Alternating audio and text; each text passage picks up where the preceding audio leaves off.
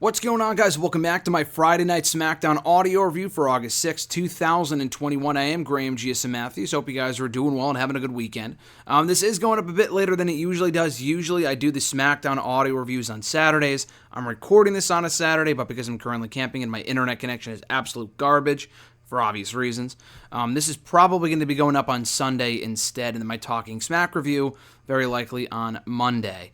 But with all that being said, though, I thought this was, a decent episode of SmackDown overall that was unfortunately overshadowed by something far more important, that being the latest round of releases from WWE. Now, I'm not going to spend the time here talking about it.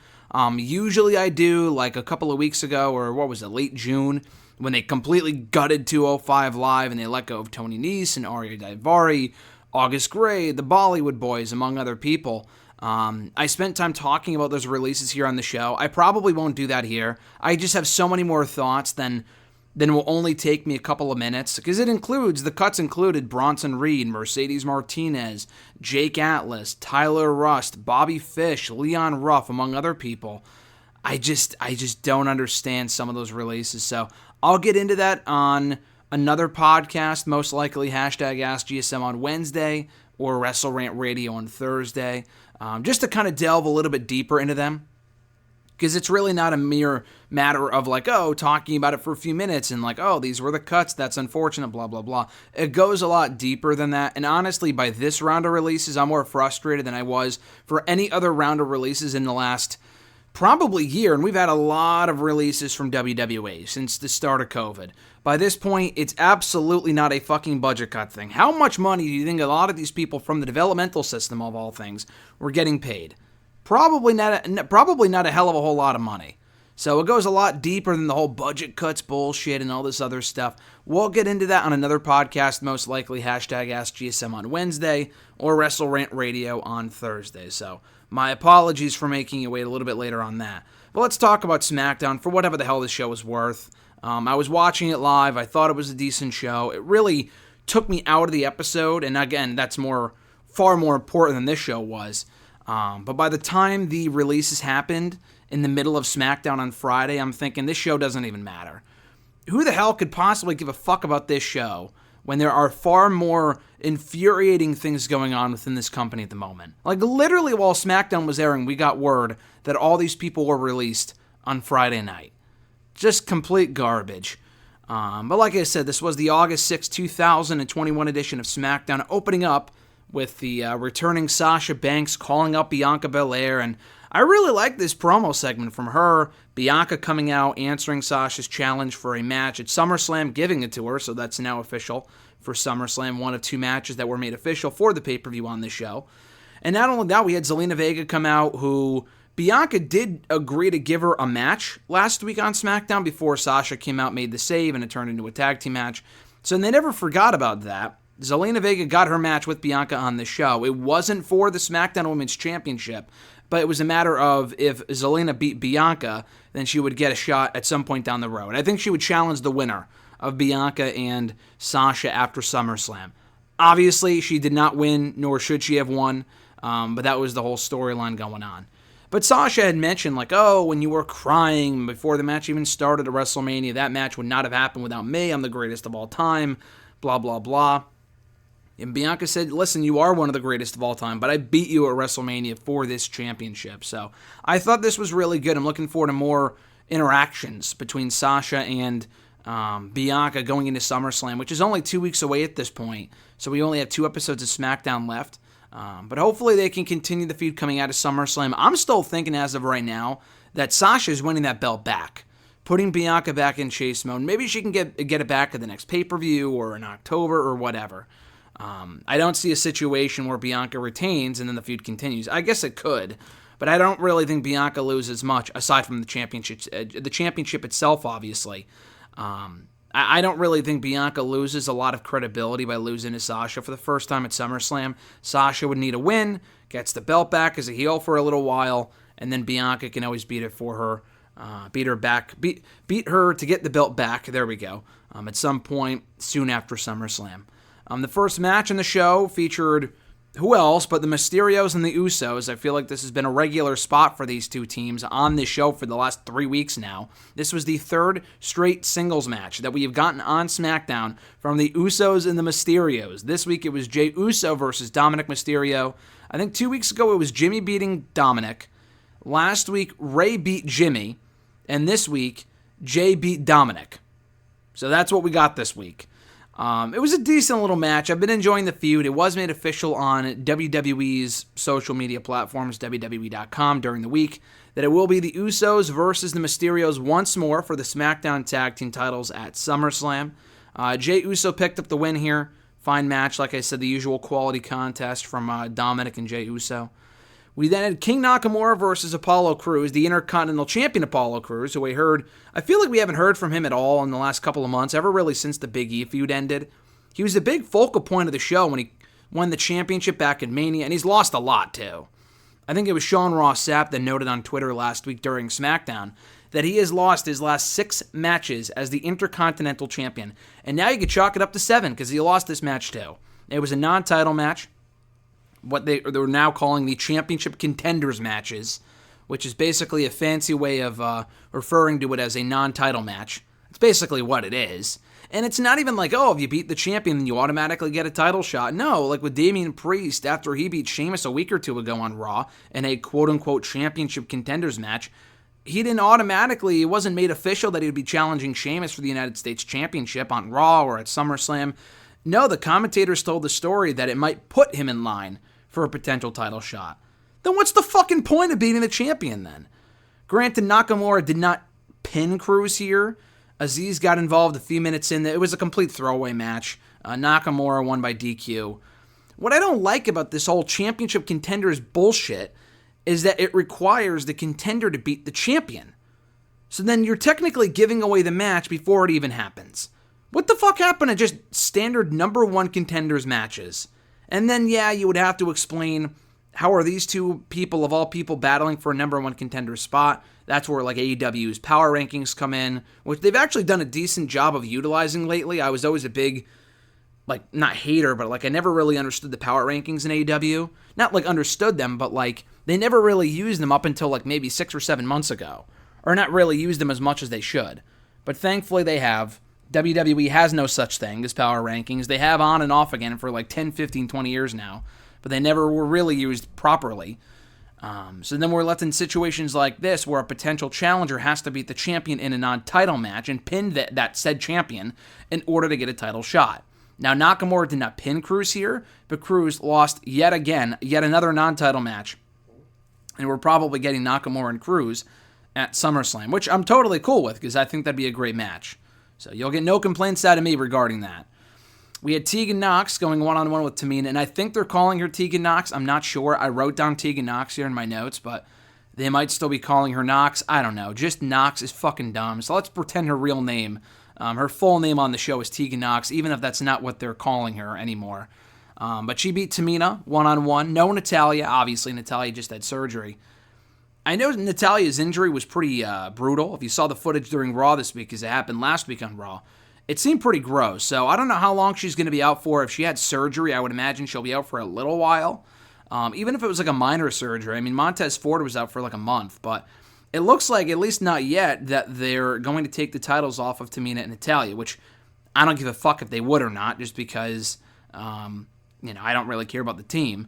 But Tamina did lose here to Tegan Nox in a match that was completely just, I don't want to say a waste of time, but who cares? Tegan Nox getting called up to have 2-minute matches with Tamina, and she won. Did she really have to beat her with a fucking roll-up of all things? Tamina, at this point in her career, is completely worthless. I mean, honestly, I know she's one half of the tag team champions, but she really has no credibility on this show. Up until she became tag team champion, she was the designated jobber for this division. And justifiably so, too, because she's not really any good. I'd rather see Tegan Nox back in NXT, finishing up her feud with Candice LeRae and having matches with her and Indy Hartwell and women like that. I mean, if Tegan Nox and Shotzi become the tag team champions, great, but then what? That's the problem. This division is so fucking dead, they have no potential contenders outside of Tegan and Shotzi. That's why they're dragging this out for as long as they have. Even before Natalya got hurt, they never gave Tegan and Shotzi a title shot for beating the tag team champions 2 weeks in a row. Natalya got hurt like a week or two later. You could have done the title match on an episode of SmackDown. Maybe they were saving it for SummerSlam. It's probably what it was. Or Money in the Bank if they didn't put Tamina and Natalya in the ladder match. Whatever. The division is so dead, like they broke up another team with Mandy Rose going to NXT. I mean, that's another team gone. I mean, I don't really care about Dana Brooke and Mandy Rose, but that's another team gone. Because, like, where do they go from here is the problem. Tegan Nox and Shotzi, or really any team for that matter, just to me, it doesn't make a whole lot of sense. Edge was out in the ring next to challenge Seth Rollins to a match at SummerSlam, and I thought this whole segment was great. I think the releases, or at least I found out about them, like, maybe in the next match during Profits, Roode and Ziggler.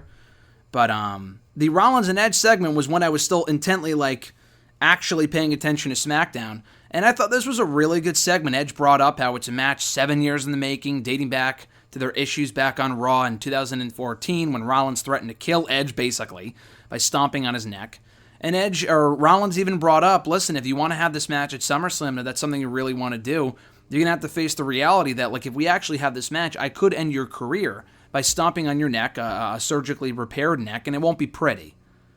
So I thought that was great. Edge brought up how, in addition to the whole issue they had back in 2014, Edge was the one who helped throw out Rollins in the 2020 Royal Rumble. He also was the one who threw out Rollins in the 2021 Royal Rumble match.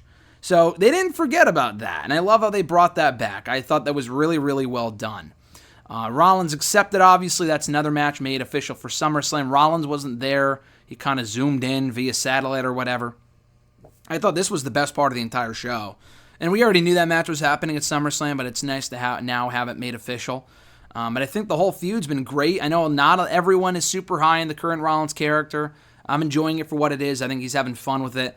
And Edge has been great. I mean, he connects with every crowd that he competes and appears in front of, and every promo that he cuts is great too. So he's been one of the best parts of SmackDown in recent weeks, which is awesome.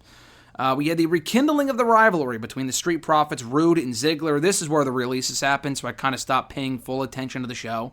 But what I caught was good. It was a good match. We've seen this match a million fucking times since October of last year. But for what it was enjoyable. The Profits picked up the win. This was their first match back in front of a full crowd. They returned technically at the Rolling Loud show a few weeks ago, but we all know what happened there, and that the crowd didn't give a fuck because they weren't wrestling fans. But they had their first match back as a team on this show. I don't know what happened to their feud of the Alpha Academy. That was not referenced here. There was no sign, no site or whatever of the Alpha Academy, so I don't know if that's continuing or if that's over. I don't know. This match was good, though. The Profits won clean, so that was that. Roode and Ziggler, I feel like we never see them on the show, which I'm not complaining because I think Ziggler, just at this point, is just another guy on the roster. But Roode, they could be doing far more with. I would just break up the team, break Roode back off on his own, at least try to give him a shot. They've completely wasted him as well, but it is what it is at this point. I mentioned Bianca Belair in action as well. She accepted the challenge of Zelina Vega earlier in the evening, where if Vega won, she would have challenged the winner of Belair and Sasha Banks from SummerSlam on a future episode of SmackDown or whatever for the SmackDown Women's Championship. She did not win here, of course, and Vega remains winless since returning to WWE about a month ago. She's had 4 or 5 matches and has yet to win a single fucking one. But still, I thought this was a good match, and honestly, probably the best match that she's had since coming to SmackDown, coming back to SmackDown a month ago, and probably one of the better matches I've ever seen her have, even dating back to before she got fired last year. Vega's not really known for her in-ring work. I thought she was a far better manager than she was a wrestler. But I thought she fared well for herself here. She had decent chemistry with Bianca. Bianca went clean. Sasha was a ringside. And that was that. I thought Sasha would run in, cause the DQ or whatever, and we didn't get that. So I was glad we got a clean finish. And it was a decent little match while it lasted, rather. Finn Balor versus Baron Corbin stems from the contract signing last week. Balor was about to sign the contract to face Roman Reigns for the Universal Championship at SummerSlam. And I ranted about this last week for how fucking dumb it was that anyone can just sign the contract. And McAfee, I completely missed it, made the comment. He's like, oh, can I just walk in any contract negotiation, put my name on the paper, put pen to paper, and then I can get their job instead? Basically, by WWE logic, I guess that's how it works. Could I have stormed in on the Adam Cole meeting last night with Vince McMahon, signed the contract myself, assuming he offered him a contract right then and there? Probably not. But had he did, could I have gone in there, knocked out Adam Cole, which I probably wouldn't be able to, but let's say I could, and then I just signed the contract instead? I mean, why would I want to fucking work there in that capacity? I mean, honestly, after all the releases, but Could I have technically done that? I guess by WWE logic you can. But anyway, so Corbin was the one who attacked Balor during the contract signing. Cena took care of Corbin. Cena signed the contract. It's Cena and Balor at SummerSlam. Or I'm sorry, Cena and Reigns for the Universal Championship at SummerSlam. Cena was not on the show. He was not on the show 2 weeks ago either. He's at all of these shows is the weird thing. Like, he appears in front of the crowd in the dark matches and cutting promos and shit or whatever. He just didn't appear on the show itself, which is weird. You would think they would advertise him. You don't have Cena for a very long time. He's only going to be in the WWE schedule for a couple more weeks, and SmackDowns and Raws and shit like that. So why not make the most of it and put him on the show in some capacity? I guess they just didn't have anything for John Cena to do.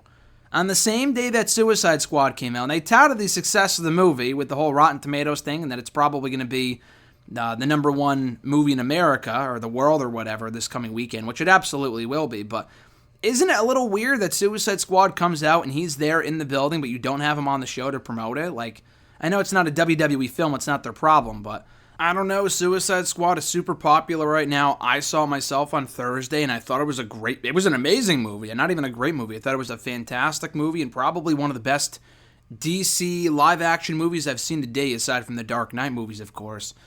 So I don't know, not to have Cena on the show at all was a little weird, and he was actually in the building, like I said. He was in a dark match afterward with the Mysterios against Roman Reigns and the Usos, so we know that he was there, so I thought that was weird.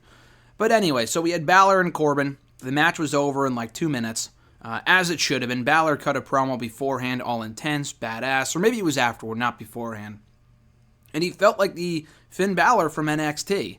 And he even said, like, if this was the Finn Balor 3 years ago, he would have smiled and moved on, but he's pissed that he had his championship opportunity taken away from him last week. And if he has to go through John Cena to get it, he certainly will. So Roman comes out, go to commercial, we come back. Those two kind of go back and forth. They brawl.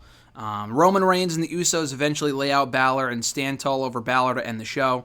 I thought this was great. The only issue that I had with this was that it made me fear that we're getting a Balor-Roman Reigns match next week on SmackDown, or at any point before SummerSlam, where in reality I think it'd be a perfect match to do at the September pay-per-view, or whatever event is after SummerSlam. That's what I would do. They kind of teased something with Balor and Cena. I don't know if they would team up on SmackDown before SummerSlam to go up against like Roman and the Usos, or the Usos themselves, and they'd probably have to win. I mean, the Usos losing a non-title match would be dumb, but we've seen dumber things in this company before. So yeah, I don't know. I thought the end of the show was great. No, Cena was weird, but I do like where they're going with this. I'm glad that Balor wasn't lost in the shuffle. He got to beat Baron Corbin in a matter of minutes, as he should have. A great end to the show that, again, no one was talking about or giving a fuck about because of all the release talk going on. They literally released 12 talents, and more to come apparently, during their own show. I mean, come on, it doesn't get slimier than that, so decent show. Unfortunately, all the release talk was really what dominated my Twitter timeline on Friday night, and rightfully so, because people should be talking about over their own fucking show, but I don't know. It was a decent show for what it was, but I thought they could have done better with what they had, or, considering that Cena was on site for SmackDown.